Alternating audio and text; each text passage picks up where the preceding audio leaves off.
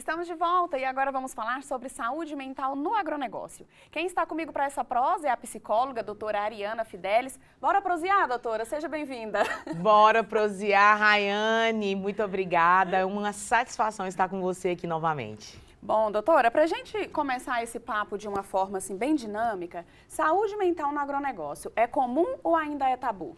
Bom, a saúde mental, de uma maneira geral, é tabu, Rayane. A gente não pode pensar que nós estamos diante de um cenário onde que as pessoas pensam e falam sobre saúde mental. E se tratando do homem do campo, e a gente pensar nesses moldes do agronegócio, ainda é um grande tabu. Se a gente puder ter aí uma escala, né, a gente está enfrentando, sim, uma alta resistência com o agronegócio. Quando a gente fala exatamente do campo, doutora, quais são, assim, as atividades que mais podem causar esse impacto na saúde mental no trabalhador rural? Quando a gente fala da saúde mental do trabalhador rural e a saúde mental do trabalhador de uma maneira geral, nós estamos falando do desequilíbrio entre as demandas do trabalho e os recursos que o trabalhador tem. Então vamos lá, o que são demandas? As exigências que ele tem que cumprir nas tarefas, no seu dia a dia e por outro lado, ele precisa de recursos. Então, ele precisa de ter recursos para executar suas atividades. Uma vez que ele tem altas demandas e poucos recursos, ele começa então a sentir esse desconforto. Então vamos numa forma bem prática. Lá no campo eu tenho que ter um trabalho, uma colheitadeira, eu tenho que enfrentar alguma coisa, eu preciso ter o recurso adequado. Se eu não tenho, isso começa a causar desgaste. Outra coisa também importante é a relação das pessoas. Muitas vezes as pessoas têm os recursos materiais, os recursos físicos, mas a relação com a chefia é problemática, a relação com aquele encarregado é problemática. Então essas coisas também, falhas de comunicação, confusão de papéis, eu tenho que fazer uma coisa, eu tenho que fazer outra, eu sou contratado para isso, mas eu desempenho outra função. Então tudo isso gera desgaste no trabalhador. Não só no trabalhador do campo, mas especificamente a comunicação, a sobrecarga de trabalho, a pressão, a ganância por produtividade faz com que a gente tenha uma sobrecarga aí e um adoecimento. E quando a gente fala, como que isso começa a se manifestar? Como que essa pessoa, que esse trabalhador, quais são os primeiros sintomas que ele vem sentir? Essa é uma boa pergunta. Os sintomas relacionados ao estresse ocupacional, primeiro começa pelo estresse. Todo mundo fala, nossa, eu estou estressado, né? Hoje foi um dia estressante. Mas quais são os sinais do estresse? Os sinais do estresse é uma irritabilidade, é uma insônia muitas vezes, é aquelas atividades que você tinha satisfação e prazer, por exemplo, em estar participando e você começa a abandonar. Então você começa a ficar cada vez mais cansado. Então temos também uma fadiga mental, aquela sensação de que dormiu e acordou e continua cansado. Então, esses são alguns dos sinais que podem demonstrar que você está com alguns indícios de estresse ocupacional. E é mais comum em homens, é mais comum em mulheres ou não tem disso, doutora? Não, não tem disso. A gente sabe que as mulheres, elas procuram de uma maneira mais rápida, mas esses sinais também podem se manifestar. Mas são fatores culturais também, Rayane, que estão envolvidos. Quando a gente está falando de adoecimento da saúde mental do trabalhador, a gente precisa compreender também que nem todo trabalhador vai ir diretamente fazer psicoterapia. E esse é até um recado. Cuidar da saúde mental do trabalhador não significa fazer terapia com o trabalhador. É a gente pensar numa estrutura contextual. A organização, seja ela uma empresa, no agronegócio ou uma empresa de uma maneira geral, ela precisa proporcionar medidas de segurança. Então, não entenda que saúde mental especificamente tem que ser com psicoterapia. A psicoterapia é uma das ferramentas. O cansaço extremo também, né, doutora, já é um sinal, porque principalmente esse pessoal do campo, eles trabalham, é facilmente confundido, foi um dia mais exaustivo, foi um trabalho hoje mais braçal, já é um trabalho braçal, mas suponhamos que trabalhou por longas horas, mais consecutivas, então isso também é muito fácil ser confundido com cansaço extremo, né? Exatamente, principalmente o desgaste no corpo do trabalhador do campo é um grande sinal de evidência. Uma vez se ele tiver todas as suas atividades reguladas, por exemplo, mesmo ele trabalhando um dia cansativo, mas ao dormir ele se sente que ele recupera-se, então tá ok, não precisamos preocupar. Mas se ele está dormindo e ele sente que ele não se recupera, então esse já é um sinal de alerta. Então, muitas vezes as pessoas confundem os sintomas físicos com os psicológicos. A gente tem que entender que o corpo físico, ele dá sinais e respostas, só que ele tende a se recuperar mais rápido do que o corpo psicológico. O corpo psicológico, ele demanda outras coisas, então, às vezes, você está associando tanto o desgaste físico quanto psicológico. A gente precisa, gente, falar sobre isso, que às vezes, nossa, saúde mental, isso é frescura e tal, mas não é. Não é. E, inclusive, foi no dia 26 de maio, né? No dia 26 de maio, inclusive, entrou em vigor uma atualização da NR1. Que faz com que as empresas, obriga, né, as empresas, Sim. porque infelizmente essa é a palavra, gente, as empresas só fazem quando são obrigadas.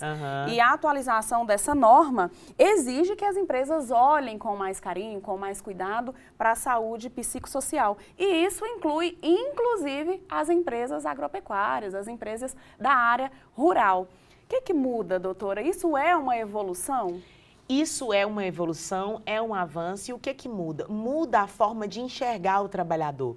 Se uma vez a gente está ali proporcionando EPIs, a gente está proporcionando uma CIPA, uma CIPAT, segurança do trabalho, para que ele não se acidente, não seja afastado por algum tipo de acidente no trabalho, a gente agora também tem que ter esse olhar. Ainda é um passo pequeno, mas é um grande avanço em termos de cultura de saúde mental.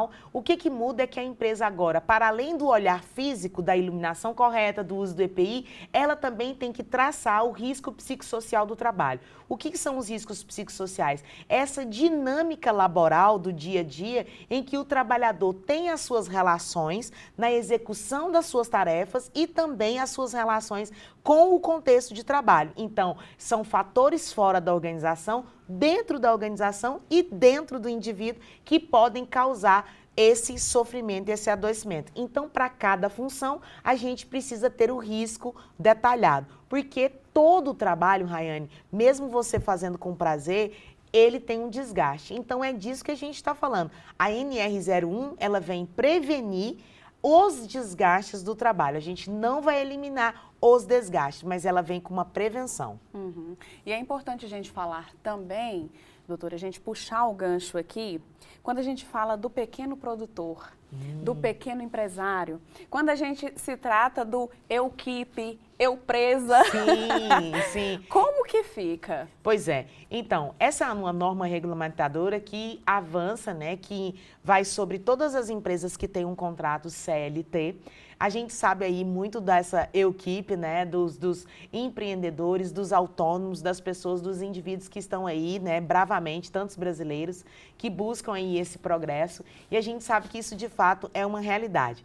Também é uma galera que nós precisamos se atentar. E, no caso deles, como a gente não tem, assim, essa força, né, de uma instituição organizacional que vai promover o projeto, o programa, a pessoa também tem que ficar atenta, né, aos sinais do próprio corpo, aos sinais do desgaste e à família. Porque muitas vezes esse empresário, esse pequeno produtor, a família dele já está falando para ele que algumas coisas nele já estão se modificando e ele, por alguma resistência, ele se nega a buscar algum tipo de intervenção. E lembrando, né, não entenda que toda intervenção tem que ser necessariamente psicoterápica, mas ele precisa criar, sim, recursos, mecanismos, rede de apoio para tentar aí, conciliar as atividades do trabalho.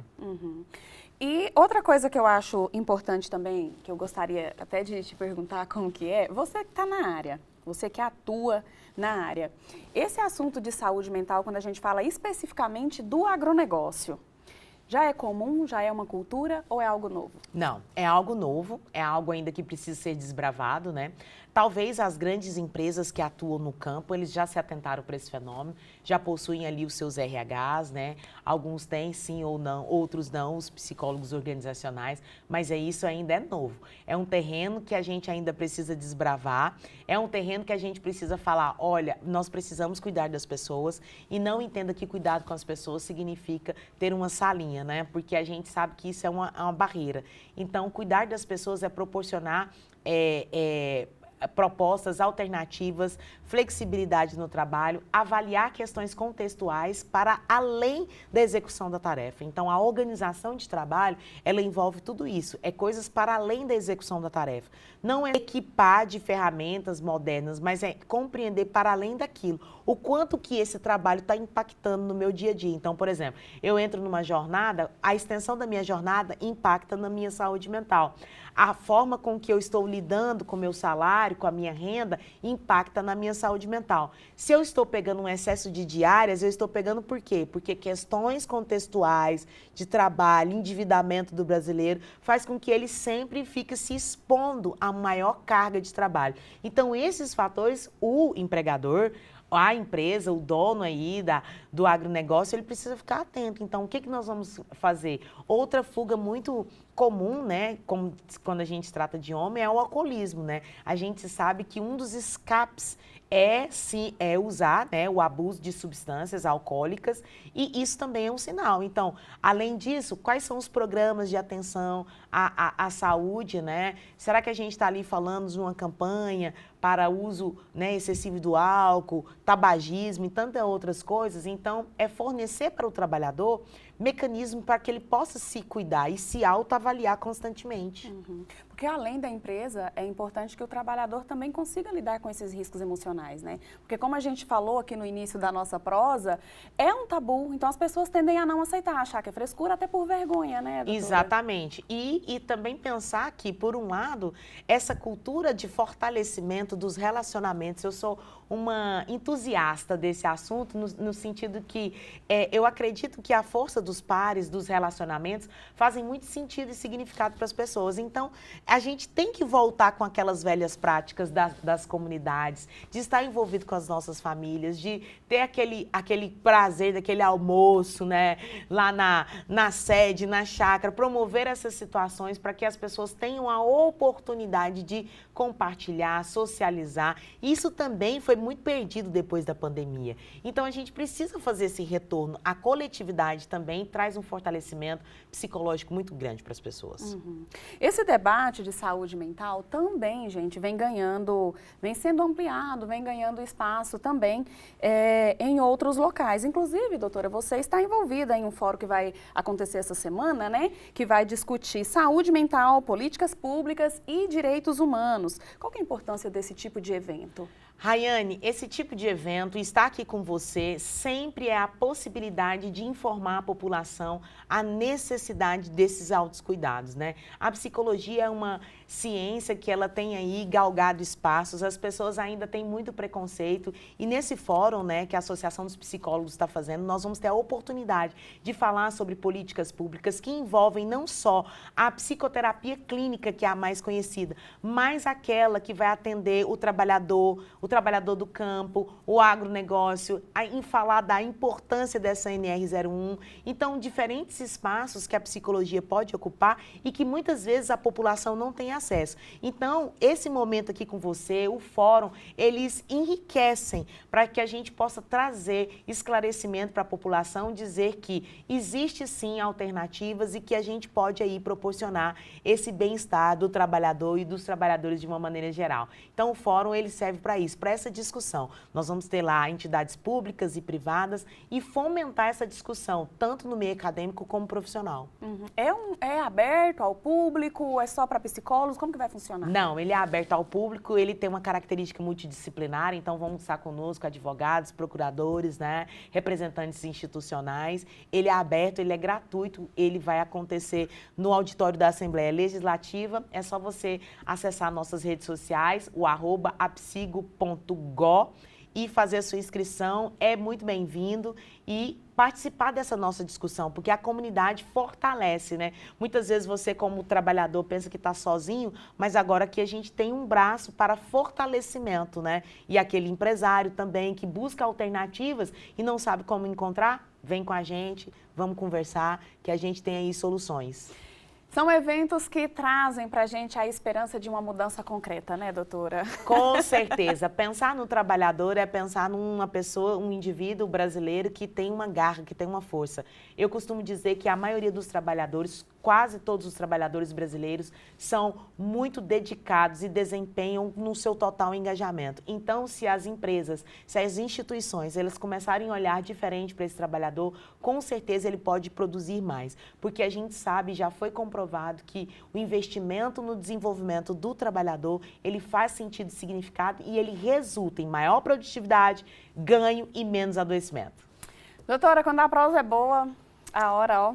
Passa rápido. Passa muito rápido. Mas olha, é sempre muito bom conversar com você. É sempre muito bom poder contar com o seu apoio, poder contar com a sua parceria, para que a gente possa levar essas informações tão importantes até o pessoal de casa e inclusive lá no campo, lá para o trabalhador rural. Então, muito obrigada por dividir conosco o que você tem de mais importante, que é o conhecimento. Eu que agradeço. Para mim é sempre uma satisfação estar aqui na PUC TV, dividir com você essa prosa maravilhosa. E espero mais oportunidades. Eu costumo dizer, gente, que nada mais rico nesse mundo do que o conhecimento.